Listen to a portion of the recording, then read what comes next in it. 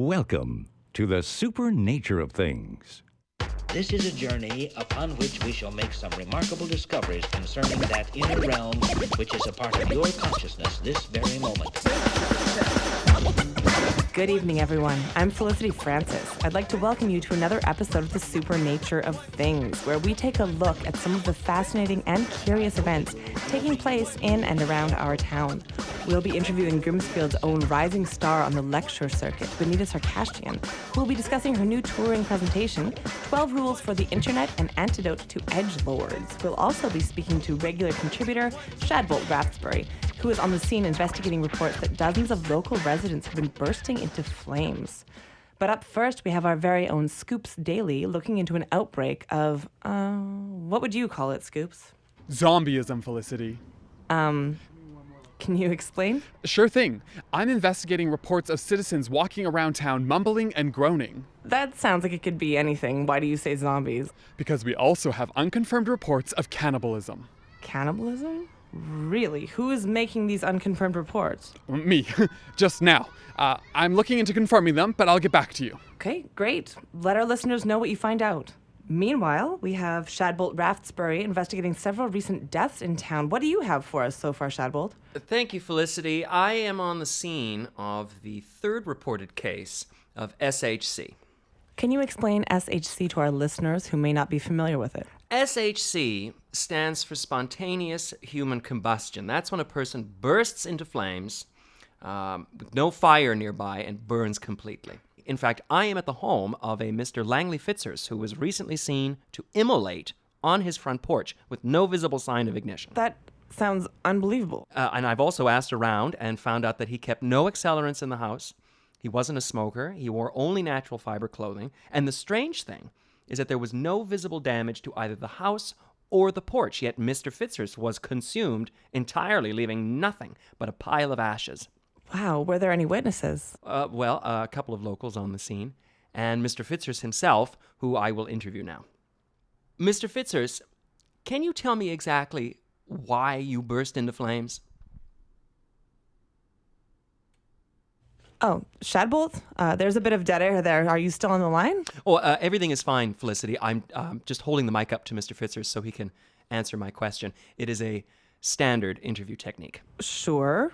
But I'm sorry, I thought you said Mr. Fitzers had been reduced to a pile of ashes. I am bending down, and I am holding the mic up to the pile now. I know that this pod thing is a part of your journalism studies, Felicity, so just sit back and learn from a pro. I have done this many, many times before, and I know what I'm doing. Okay, but how is he gonna... Sometimes you have to be a little hard-nosed with these people, Felicity. Sir, is there a reason that you are not answering my questions? Has a lawyer advised you not to speak with reporters? Shadbolt, can you just take a second and think about... Are you aware that the coroner and the medical examiner will be launching an investigation using your ashes as evidence, possibly against you? Well, he's still not answering my questions, Felicity, but as you know, a lot of people are intimidated by tough journalists like myself. I think you'd better switch to another story and get back to me later. Okay, great. Yep, I think moving on to a different story is a great idea. Thanks so much, Shadbolt. We'll talk to you later. So let me interview our noted guest, Benita Sarkasian. She is the creator of the popular podcast and webcast Freaky Feminism, author of a recent book, and darling of the academic lecture circuit. Welcome to the show, Ms. Sarkasian. It's a pleasure to be here. Your new book is marketed as sort of a 12-step program for recovering edgelords. Can you let our listeners know what an edgelord is? Sure. An edgelord is the sort of person who tries to seem edgy by provoking people for the sake of provocation. Think a subspecies of troll. If you think of an internet harasser, you're in the right ballpark.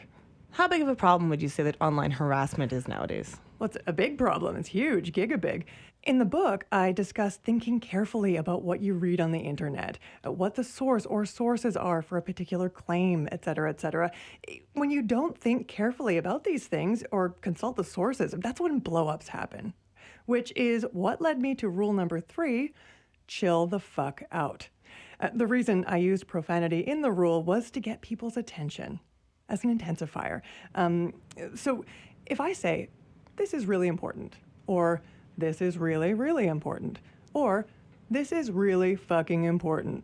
Which one attracts the most attention? Well, the third one for me, definitely. But so, what would you say to critics who say you're being just as provocative as the edgelords themselves? I mean, you're not making any effort to avoid offending ordinary people with your choice of words. I'd say I don't go out of my way to avoid offending people. But in order to be able to think clearly, you have to risk offending people. Okay, so then Right? you'd say making people angry. Well, people have a tendency to get really angry about a lot of the stuff they see on the internet. I mean, some really bad stuff is happening. The species crisis, wealth inequality, climate change deniers, et cetera, et cetera. But the folks who have fallen into an edge hole, they are the ones who feed their anger addiction by actively cultivating resentment. Fact is, spending time in that angry headspace isn't really helping anybody, and venting your anger with angry posts just sets up a feed-forward mechanism that gets a whole bunch of other people angry, and so on. So you're saying people should chill out first and then move on to rule number 4. That's right. Rule number 4, fucking do something that's culturally relevant for a fucking change. Okay, I'm excited to hear about that one. We'll hear about that after the break. First, we have a word from one of the sponsors that cares about independent journalism and is sponsoring the show, Castleview Mortuary. Worried about who's going to enjoy your money after you die? You can't take it with you, so let Castleview Mortuary enjoy taking care of your remains. We offer a variety of attractive preparation options, including traditional burial, cremation, mummification with or without canopic jars, and of course the increasingly popular cryopreservation. Let one of our financial advisors sit down with you to plan whether freezing your severed head or freezing your entire body makes the most financial sense. Though freezing your head is less expensive in the short term, many people forget that it may not be the most cost-effective way to resurrect you in the long term. Our financial planners can model a variety of scenarios, including the often neglected assumption that the technology to regrow a clone body and reconnect the spinal cord will take decades, whereas reanimating a frozen but otherwise intact body is right around the corner. Don't trust your precious brain to amateurs. Go with the professionals at Castleview Mortuary. Call 1-800-555-2639. That's right, 1-800-555-BODY. Call today.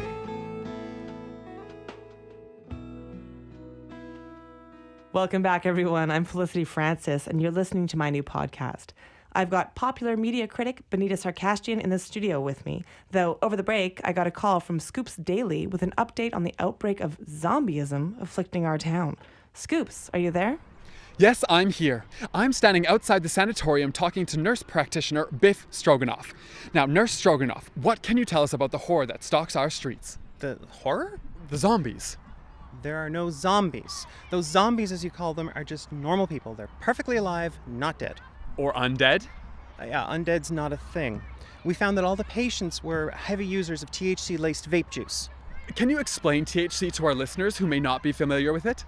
THC stands for tetrahydrocannabinol. It's the main ingredient in pot. It's very commonly present in vape juice and marijuana products, but its long-term use isn't well studied.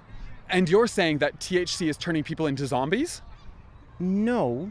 Long-term use produces dependency, and THC is the main ingredient in pot. But cannabis is a natural product, so it can't really be bad for you, can it? Well, heavy use increases the risk of psychosis. But it's natural.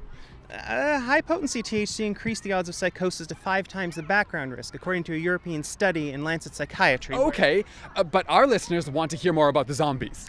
There are no zombies. Our lab tested the vape juice and found unexpected ingredients in addition to the THC. Really? What was it? Bubblegum flavoring? Well, yes. Flavorings are one of the things that vape companies add to their products to make them more attractive to youth, but no, we found something else. Was it zombie blood? No. We found high concentrations of an illegal additive called methyl-2,1-fluorobenzyl 1H-indazole 3-carboxymido-3-methylbutanoate. Can you spell that for me? We also call it A&B Fubinaca for short. And you're saying it's a sort of chemical poisoning? Poisoning, intoxication, whatever. When someone's ingested A&B Fubinaca, they start to suffer lethargy, heart palpitations, sweating, slow movements of the arms and legs. They basically become incapable of doing anything other than shuffling around and moaning and groaning. Not unlike a zombie. Who would have thought that nurse practitioners got to find out such cool things? Well, I did. That's why I became a nurse practitioner. Now I have some patients to check on, so if you'll excuse me, I'm going to go back inside. Yeah, okay, thanks, Nurse Stroganoff. Well, there you have it, Felicity. Zombie-like behaviors caused by synthetic cannabinoids added to natural products. So you're saying that vaping unknown substances ordered off the internet is no longer safe? Well, I'm not sure I'd go that far just yet, Felicity. We don't want to cause a public health panic by fear-mongering here. And we have to put this in historical perspective, which is that humans have been inhaling random things to get high for thousands of years. And major problems only really appear once economies of scale allow for manufacturing and distribution in large quantities. Well, that's a relief. I'd hate to think that we couldn't trust local and international entrepreneurs to have our best interests at heart. Otherwise, what are we paying them for? What indeed? Oh, but just a minute, Felicity. It looks like someone is shambling over towards the emergency department just now. Okay, be careful. Excuse me, citizen. I'm Scoops Daly with the SuperNature of Things. Are you seeking treatment for exposure to A and B Fubunaka? Have you been vaping random things ordered online off the internet? Can you tell our listeners exactly what you're feeling right now? Are you feeling sweaty and lethargic with a high heart rate and difficulty moving your arms and legs? So why did you do it? Why did you order that stuff? Was it the... Ah! Scoops? Scoops? Are you all right? What's happening over there? Yes, I'm all right, but it's incredible. This man covered in blood just ran out of the bushes, tackled the citizen, and is trying to bite him. Wait, what? Someone is trying to eat your interviewee? It looks that way, Felicity. Well, fucking do something. Oh, right. Ow! What'd you hit me on the head for? Well, you were trying to eat this innocent person here. And what's wrong with that? Eating people is murder. No, it's not. Not anymore. Now, if you'll excuse me, this guy ain't gonna eat himself here. I'm pretty sure killing people is still illegal. Not if they die in the process of being eaten and you eat them right away. That's the whole point of legalized cannibalism. That's not a thing. It's cannabis that's legal. Cannabis, not cannibalism. What? Get off of that guy. Oh, I am so sorry. You mean you've been running around eating people alive all this time thinking it was legal? Oh, shit. Well, there we have it, Felicity. Looks like we solved the mystery of the zombie outbreak and the cannibal attacks live here on the show. I'll get back to you once I have more details. Oh, look, it's the cops. That's great, Scoops.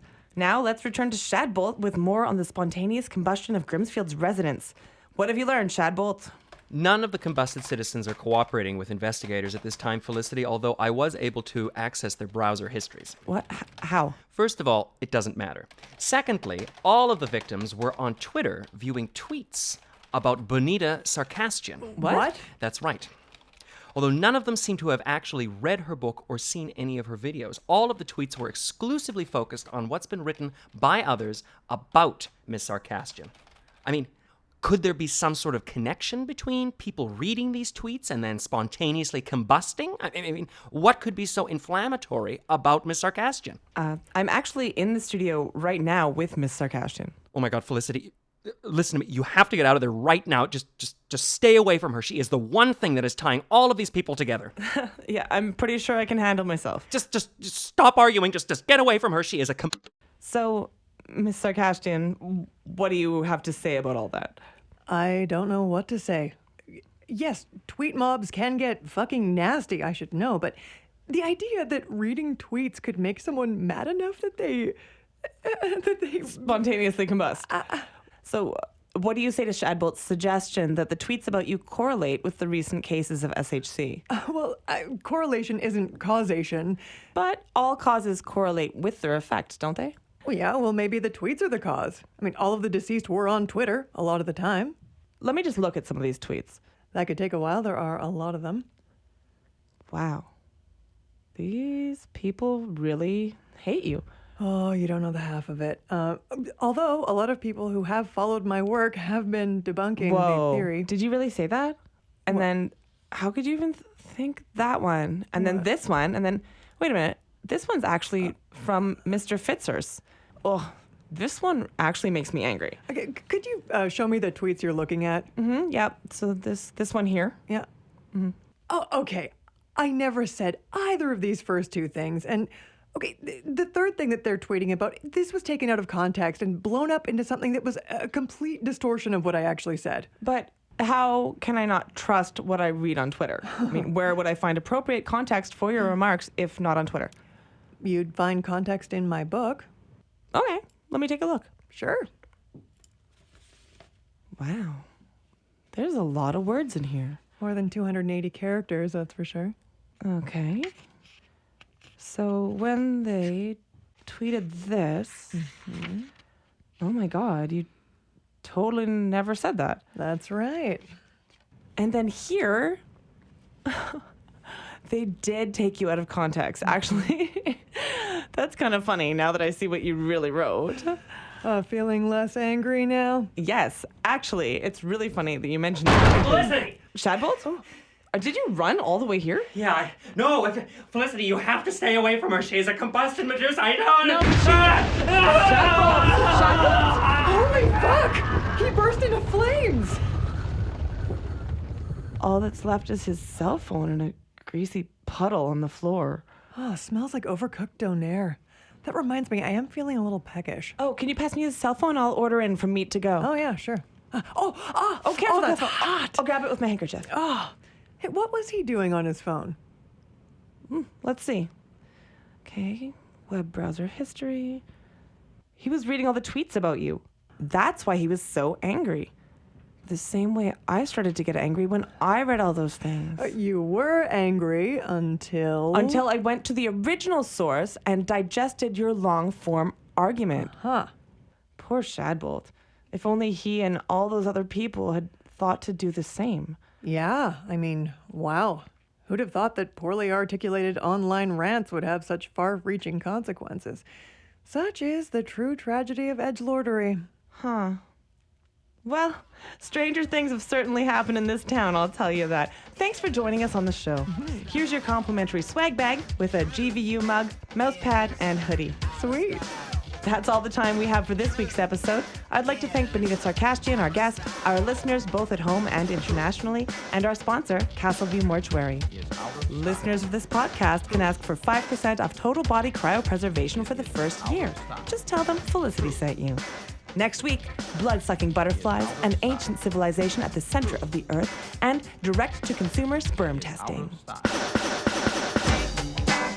You possess the ability to control the movement of the invisible magnetic energies of life. And you also possess a mental power over even the gross physical objects around you. This concept seems fantastic, yet it has been proved.